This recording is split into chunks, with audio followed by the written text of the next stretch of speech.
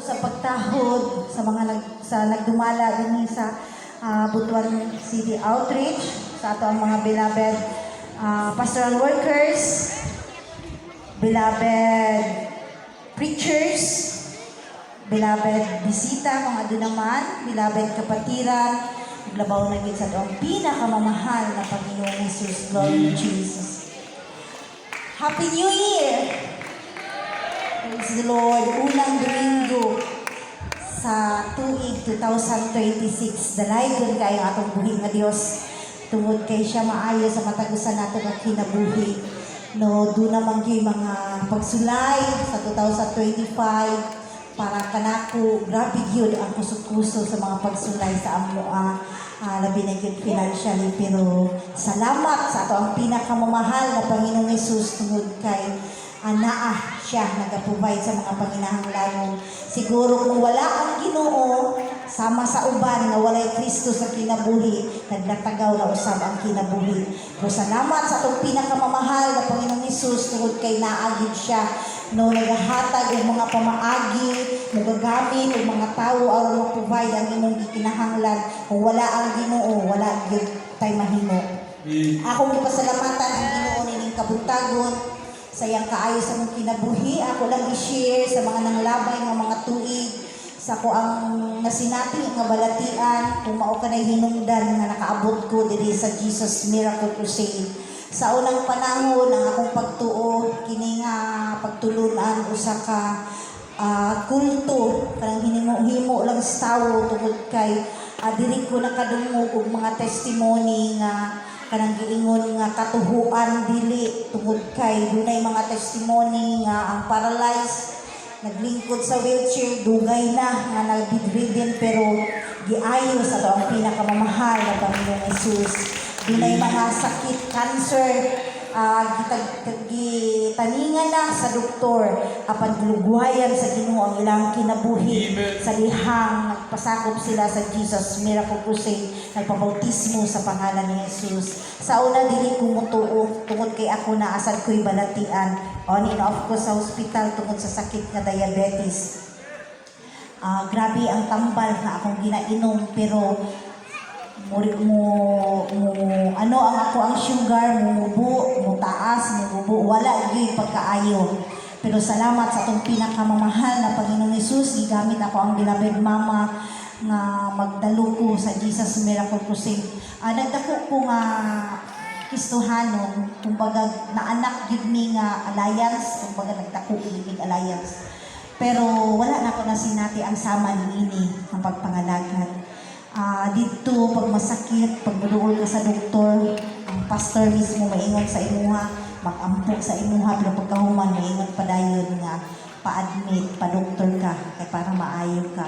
So wala gyud siya kanang wala dili na to maingon ba nga ang Ginoo gamhanan ni adtong tumurap. Sa dihang nagsakit na ko ni grabe ang ako ang diabetes, nagtaas ang akong blood sugar, na blurred na ni ako ang mata.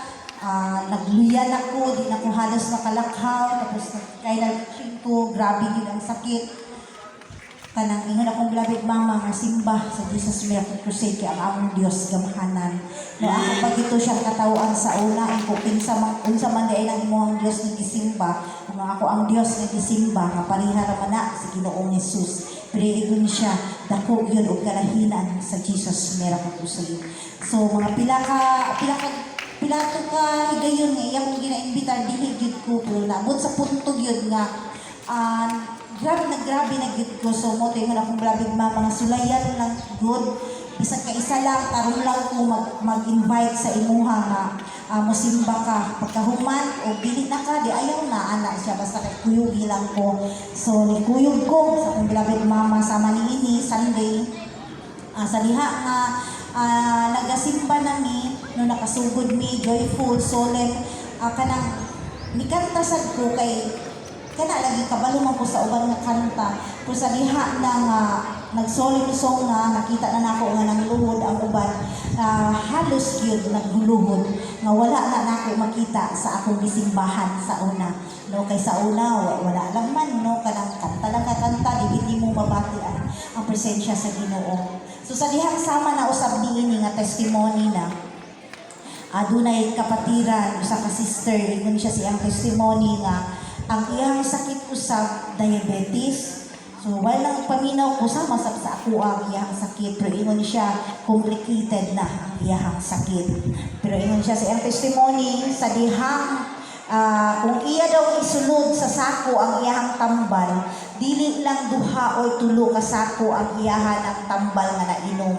So, daghan na gid siya kaayo. Pero ingon siya sa iyang testimony, sa dihang iyang nakaplagan ang Jesus Miracle Crusade, agidawat si Jesus Christ nga iyang personal nga manluwas, nagpabautismo sa pangalan ni Jesus. Natingala siya nga imbis na wala na siya nag-inom og tambal, hinay-hinay diayo siya sa ang pinakamamahal na Panginoong Jesus. Sa maong testimony, kanang murag the challenge ko ni atong tungura kay naa naman gid siya sa kuang atubangan katong sa una nga magkuyog-kuyog ko og lusada layo naman kaayo moingon pa ko sa kong bilabid mama nga inyo ra nang gibayran kay para mo tindog nang naglingkod sa wheelchair para ingnon nga giayo siya sa Ginoo pero wa gud na wa na gud na siya daan kanang mulakaw na gud na ipalingkod lang mo nay ako sa una pusang naa na gid siya sa akong atubangan ako gi-challenge sa Ginoo katong time kay naa man ko sa ko ang sakit ingon ko sa Ginoo ko Lord kung kining testimony sa babae, tinuod ni siya, nga iyang sakit imong giayo, wa na hinon siya nag-inom og tambal, ako naasad ko sa ko ang balatian. Nag-inom pa ko og tambal pero wala ko naayo. Pero kung ang iyang testimony tinuod, ipakita usab sa ako kay kung imo ka nang buhaton, mga lagad ko sa imuha ilalong sa Jesus Miracle Crusade. Motog yun ang akong ingon sa Ginoo. So sa diha na nga magpabautis, magdawat na, wala ko, ni-insist ko nga dili ko magduol na sa tubangan, magdawat, kay human naman magdawat kay Jesus nga ang personal manluwas. Pero ingon na ako ang beloved mama nga sunda lang sila, follow lang. So mauto nga nagsunod ko sa iyaha, sa mga workers na ato sa tubangan, nagpadawat ko. After ana human gawain, lay hands na po, inay worker nga nagduol sa kuya siya nga team, doon ka dito sa atubangan, magpalihans ka kay para ang Ginoo ayuhon ang imong balatian. Wala na pud ko, ingon ko sa kong beloved mama nga dili ko diha mo duol kay tawo ra man kagulihan sa kuha. Ako na lang mulihan sa kuang sarili kay palihara mi mga makasisala. Unya magpalihans ko. Mo na akong rason sa una. Pero ingon akong beloved mama, usa lang gyud, follow. Kani di ay follow, naagi di ay kahimuan atubangan sa tong pinakamamahal na Panginoong Jesus. Isa lang na siya ka word pero dako kaayo nagkanang impact sa usa ka Kristohanon. So mao to nagduol na pud ko nagpalihans. Pag uli sa balay dili man ko makaihi diretso kay tungod lagi sa akong gibati nga dako kay samad hapdos kaayo pero natingala ko nga sa dihang pag-ihi nako the time bisag gamay kaayo nga sakit wala o wala gid nako to gibati ni atong tungura. Hallelujah, Lord Jesus. So natingala ko ano wala naman hinuon ko gibati og sakit nga grabe may ganda to kasakit nasantog sa kong hula-hula nga basig kiayo ko sa Ginoo sa Jesus Miracle Crusade.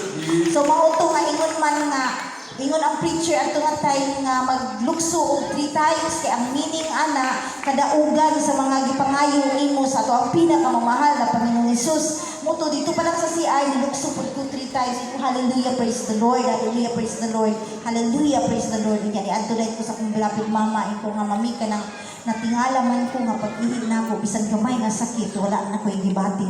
Nihilak akong beloved mama nagdaig sa akong pinakamamahal na Panginoong Jesus. Kanya ingon dayon siya joy giayo ka sa atong pinakamamahal na Panginoong Jesus. Ug sukad ni adto nangalagad mi sa atong pinakamamahal na Panginoong Jesus. Kato nga panahon, nagsimba mi last na mo is naa na mi sa United Pentecostal Church. Bautismado ko dito in Jesus' name.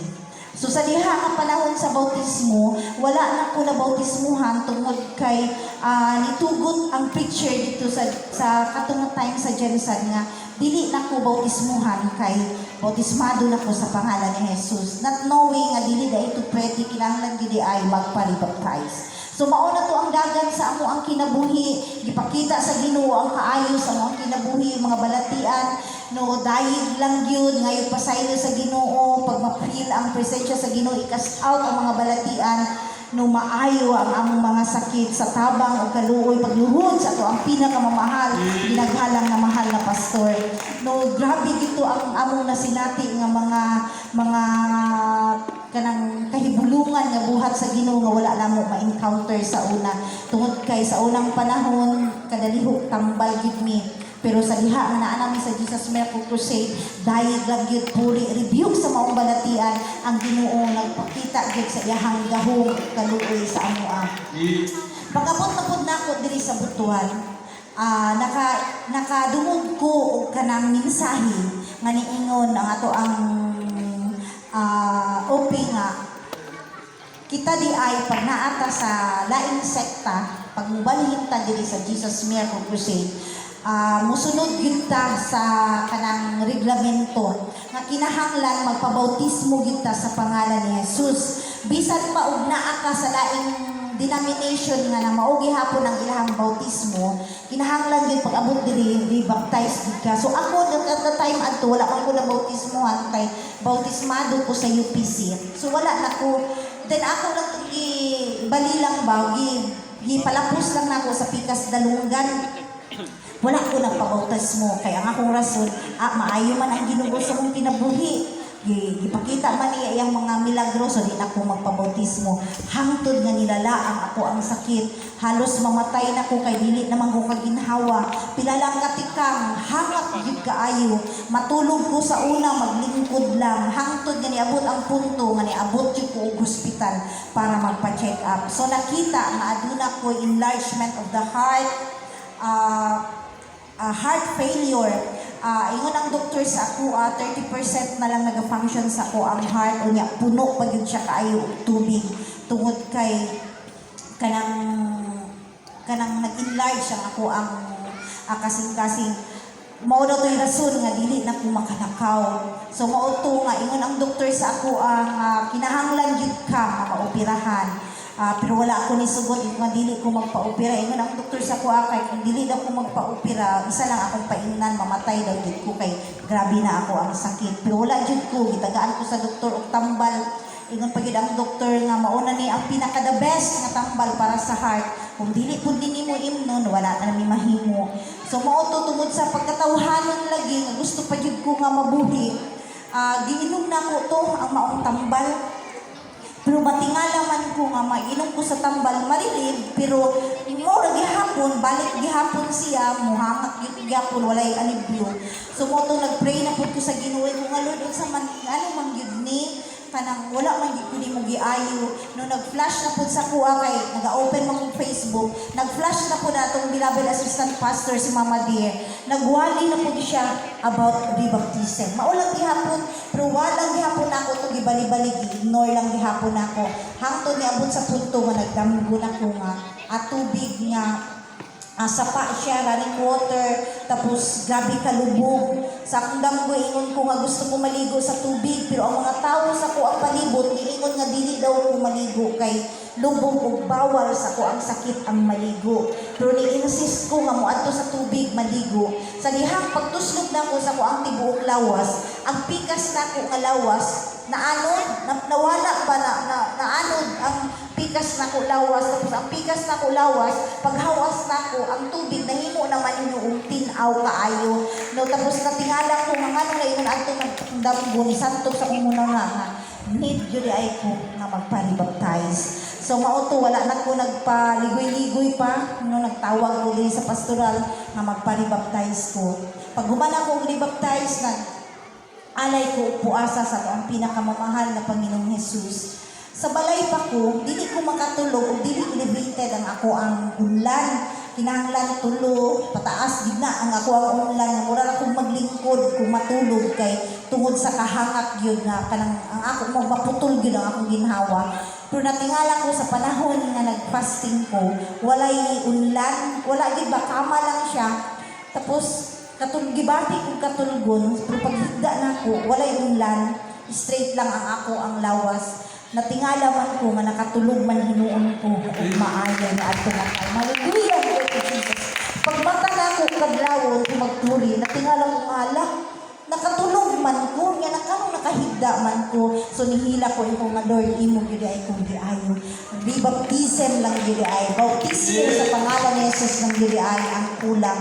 So mauto salamat sa atong pinakamamahal na Panginoong Jesus. Nga hangtod karon pila na katuig, wala na ko'y check up. Maayo na nga ako ang paminaw sa ko ang lawas. Nagdalaygot kaayong atong buhi nga Dios tungod kay tinuod gyud ay ang giingon sa kong beloved mama nga follow. Kung kinahanglan masinugtanon lang ta, musunod lang ta unsay kabubuton sa atong pinakamamahal na Panginoong Jesus, unsay ginatudlo sa atua alang sa kahimayaan sa Ginoo, kinahanglan gyud ay natong sundon o magmalampuson ta sa atong pagpangalagad sa atong pinakamamahal na Panginoong Jesus. Ako sa gipasalamatan ang Ginoo tungod sa 2025 siya maayos ang kinabuhi. Grabe ang mga pagsulay.